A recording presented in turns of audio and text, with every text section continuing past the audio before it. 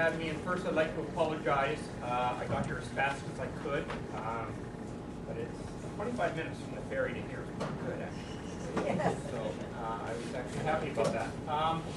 I became involved in this area of research about 15 years ago, when I noticed that there was a great deal of information available on what was called the internet back then. Brand new. Maybe we'll have but most of the information that I saw back then was inaccurate. It was. It's less bad. How's that? Is that better? Okay. Most of the information I saw back then was either false, misleading, or half-truths. And it's improved today. Today it's about 50-50, the information you find on the internet to be either accurate or not so much. Now the first thing that everybody has to understand about agriculture is there's nothing natural about agriculture. Agriculture is, by definition, the changing of DNA of plants and animals to suit our needs. It's not to suit the needs of the animals and plants. We have been changing the DNA of plants and animals for 10,000 years. The methods we use to change it have changed over time.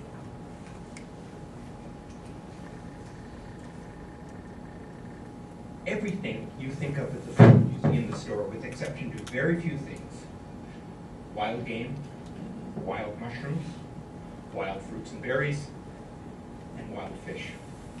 Everything else has been manipulated by mankind over the eons. Anybody want to guess what these three wild weeds became? By changing the DNA, we got carrots, lettuce, and corn. Those didn't happen naturally. Those happened by mankind specifically changing the DNA. If we look at the ancestral variety of corn, here on the left, it's called teosinte. It still exists in the Mexico region of Central America. When you combine the pollen from teosinte with the modern day corn, the embryo rejects that pollen. They are completely different species now. And as you can see, they're very different in size and scope when it comes to yield. The modern day tomato came from ancient varieties that grow in a Peruvian area of South America. But its wild relatives are very poisonous. It's by changing, indeed, changing the DNA of the wild relatives, we got the modern day tomato. Now I apologize, it has no flavor, I can't control that. But at least the poisons are gone, or at least greatly reduced. Another member of the nightshade family are potatoes. They also grow in that part of South America.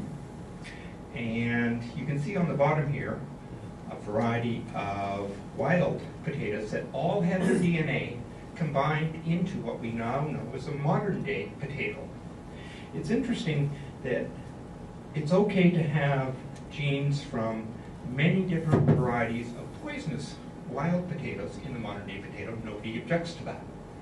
But if you take one or two genes from those wild potatoes and put them into the modern day potato and get fungal resistance, huge issue. Some people here remember the Irish potato blight. It was a fungus that killed the potato crops, and millions of people died from it. Now researchers have been able to move the genes from wild ancestral potatoes into the modern day potatoes. The critics of this, the critics of GM crops, tore up the fields. How dare you put potato genes in potatoes?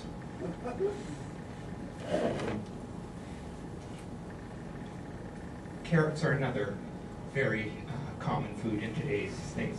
But most people don't realize that they started out as purple and yellow varieties that began in the Afghan region of Central Asia about 1,000 years ago. In the 1700s, a mutation in the DNA produced a orange variety that was so close to the color of the royal house in Holland that quickly became the adopted variety of carrots. So it was a change in the DNA that gave us the orange carrots. Nowadays, you can get some of these heritage varieties that are purple and red that are starting to come back into fashion again. Probably the most altered crop that we think of today are brassicas. By changing the DNA in 500 BC, we got kale.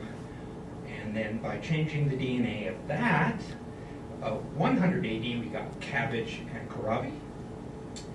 And then by changing the DNA of those crops in the 1400s, we got cauliflower. And then by changing that in the 1500s, we got broccoli. Now, everything up to this point was beautiful, but at some point now, scientists became crazy. They created Brussels sprouts. I apologize, but I wasn't around to say, don't you dare.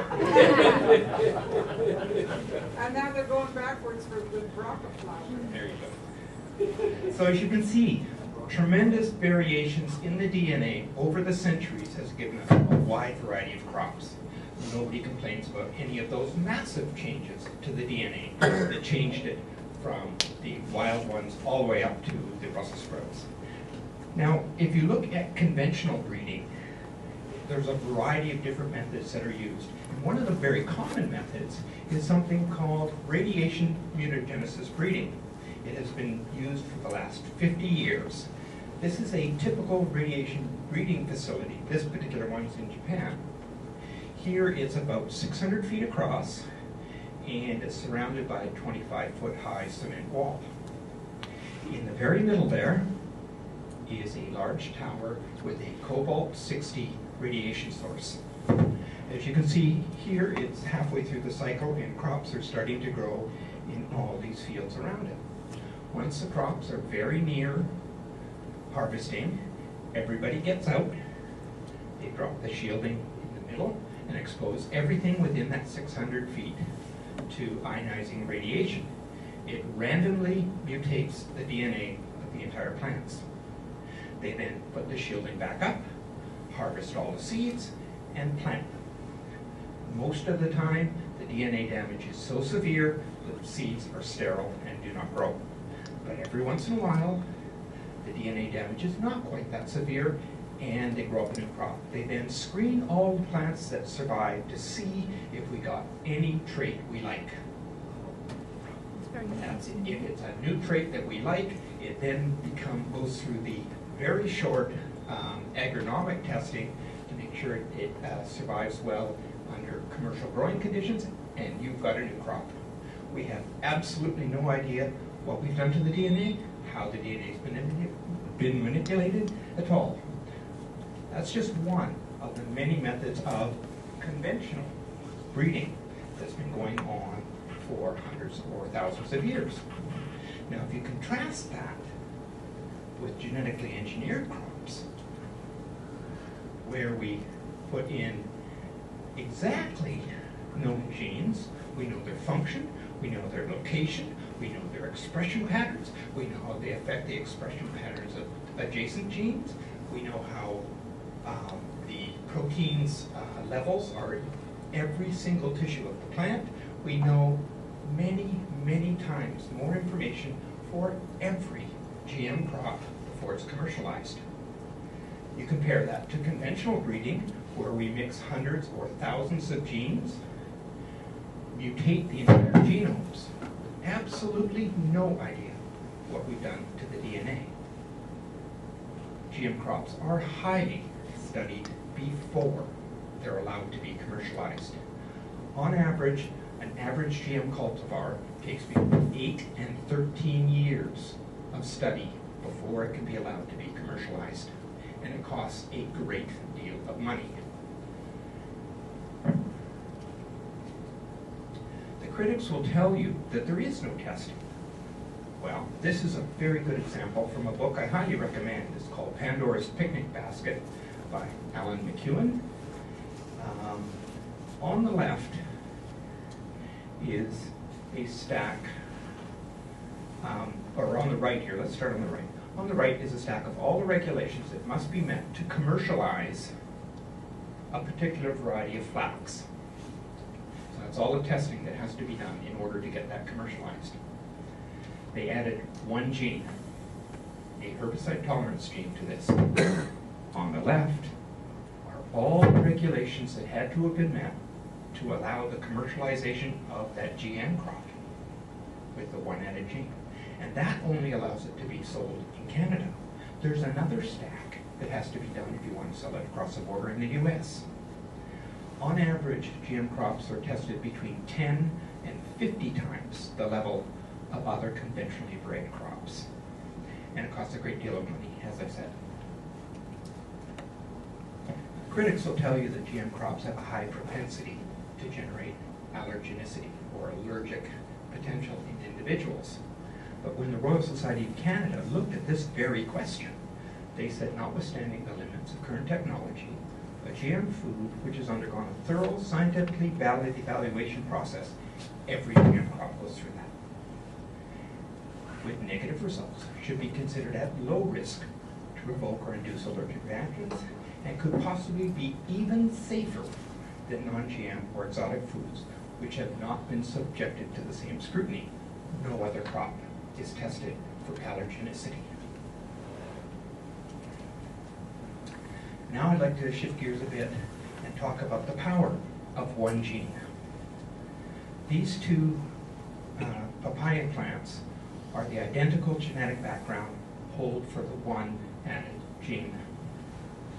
The gene codes for the coat protein of the papaya ring spot virus, a very damaging pathogen for papaya that's found around the world, different varieties in different places, but the same general viral pathogen.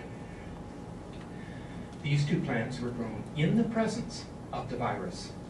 The only difference between the two is the transgenic variety on the left had that one added coat protein from the virus added to it. It basically made the plant immune to the virus. Now, this work was done, as you can see here, in 1991. It started in the 80s at Cornell University. And in 1994, the virus showed up in Hawaii, in the papaya growing region. It decimated the papaya plantations. Fortunately, this work had already been done, as I mentioned, and they had a large stockpile of these transgenic papaya ring spot virus resistant GM plants available and ready to go. They planted them in the same area. Now remember, the virus is still there. It's still found in the area. But as you can see here, the two varieties, one's rainbow, the other is sunset and rainbow. Two varieties here of papaya. And a few months later, see they're starting to produce fruit. And a couple of years later, the plantation was back to fully producing a crop in the presence of that viral pathogen. The non-transgenic papayas looked like that first picture. This, the critics call genetic pollution. Farmers call it a crop. Now, to date, there's been no examples of harm being caused by anybody consuming a GM crop. But the critics will tell you that the absence of evidence of harm is not evidence of absence of harm. They're correct. But because nobody is clairvoyant and can see the future, the only way we can possibly know the safety of anything is by testing before commercialization to remove anything that is potentially harmful, and then by looking at the evidence of safe use after commercialization. And in the case of GM crops, we're looking at over 3 trillion meals without a single case of harm being documented. That has to be a safe definition for food.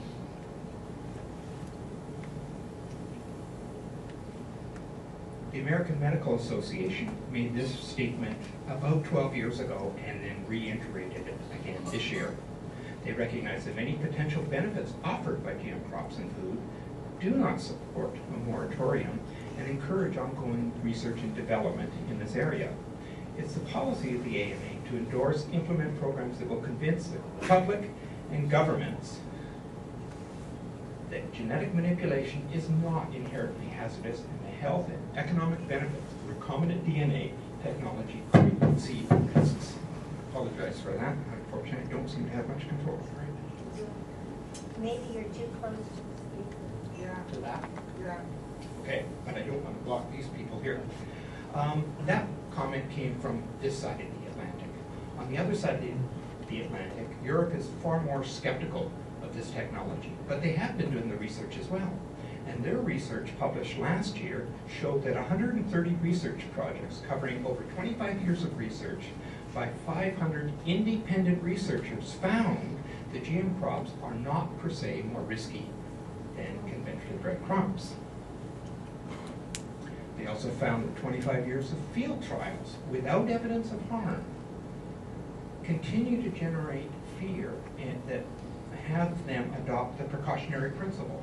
But Europe's need to abandon this risk-averse policy versus more balanced discussions for the advantages and disadvantages of each crop individually, not the blanket ban that presently exists in Europe. And the global opinion just came up just a few months ago. The American Association for the Advancement of Science Board said that the World Health Organization, the American Medical Association, U.S. National Academy of Science, the British Royal Society, and every other respected organization that has examined the evidence has come to the same conclusion,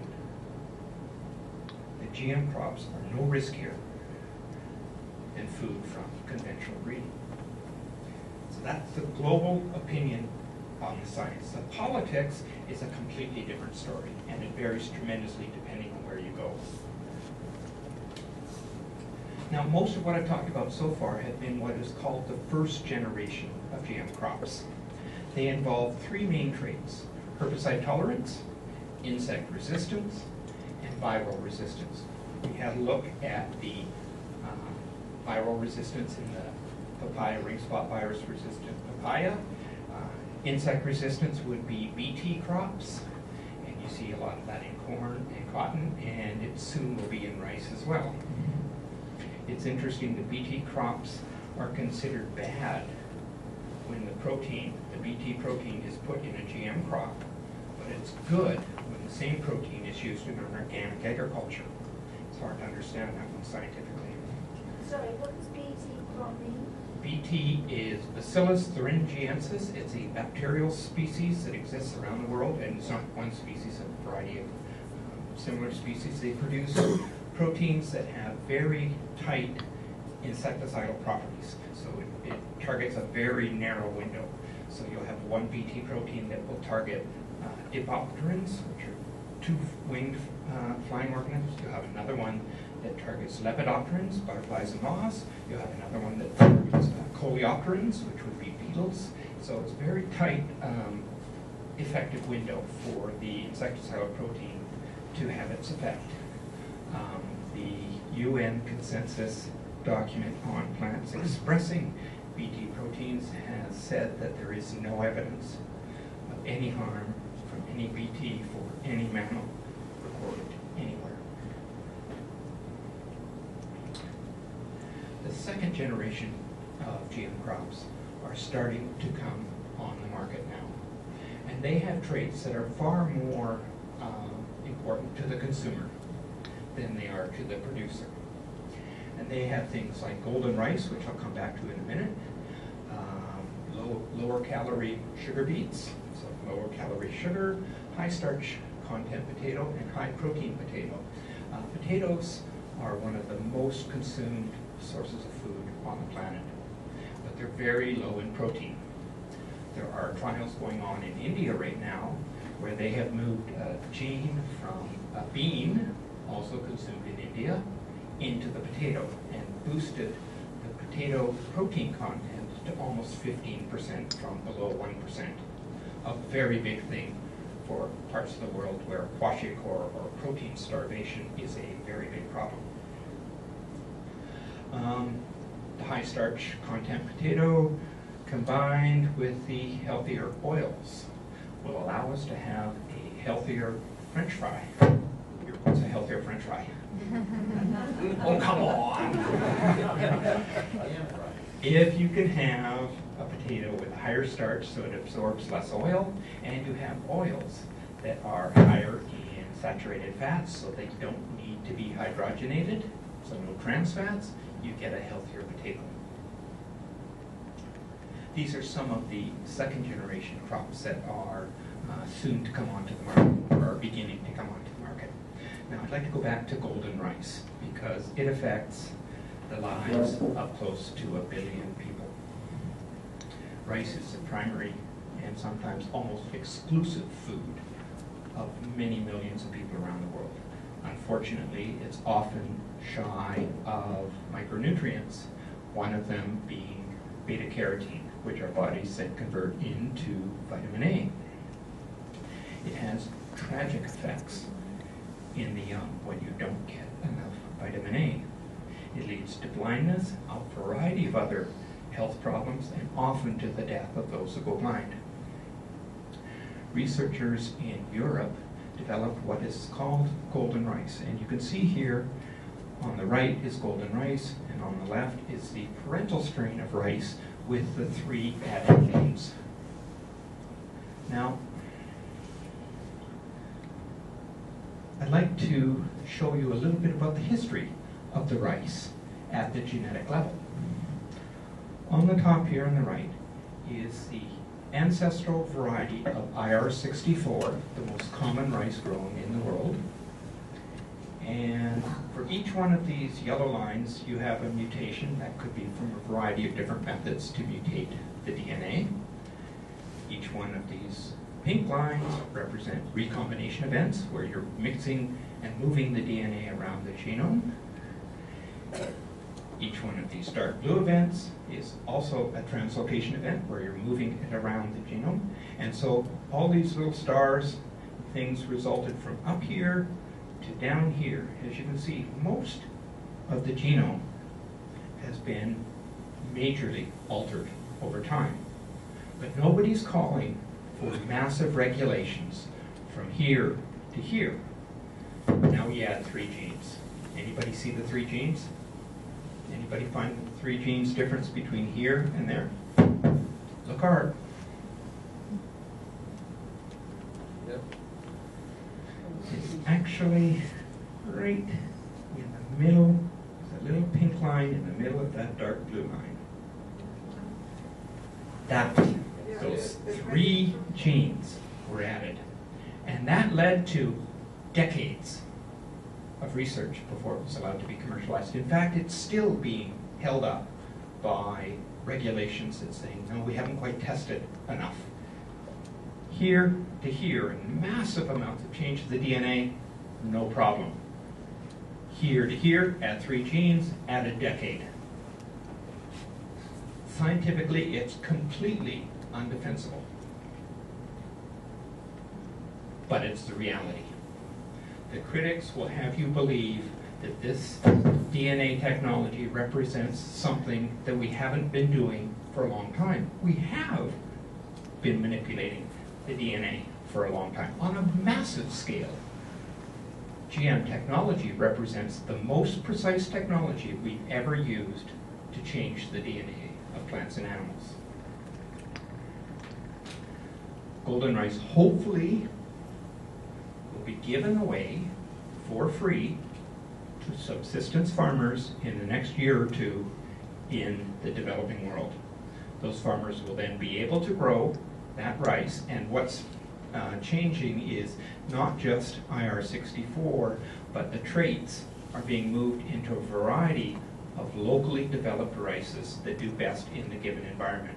So the people in the subsistence areas will be able to continue to grow the rice that grows best in their environment, but it will have the added trait of vitamin A sufficiency. The average testing right now shows that golden rice produces about 60% of the RDA in an average 100 grams of golden rice. So that is plenty to alleviate the blindness and many of the other associated ills from lack of vitamin A. Greenpeace is fighting like mad to make sure this doesn't happen. As I mentioned, the second generation crops are starting to come onto the market now. And you'll hear comments like it represents a Trojan horse, and we can't allow that first one because then the public will see the benefits of this technology. The first generation crops mainly benefited the producer. The second generation crops will benefit you, the consumer. As your host mentioned today, we have a big problem. The world's population is going to go to 8, 9, 10 billion in the next coming decades. We will need 50% more food, but we don't have 50% more arable land. Not unless you want to plow over the remaining wilderness and basically say goodbye to anything wild. If we want to produce that 50% more food on the planet using the same arable land, we need every type of agriculture. These are some of the stressors that are coming in the coming decades. They've already started, and they must be dealt with. Now, I'm not going to stand here and tell you that GM crops represent a panacea. They most certainly do not. What they are a group of technologies that will allow people to help deal with these massive problems that the world's agriculture will face. We need every form of agriculture. We need organic, conventional, integrated pest management, agroforestry, polyculture, aquaculture, and definitely GM crop technologies in order for us to produce the food that the coming generations are going to need without destroying the wilderness.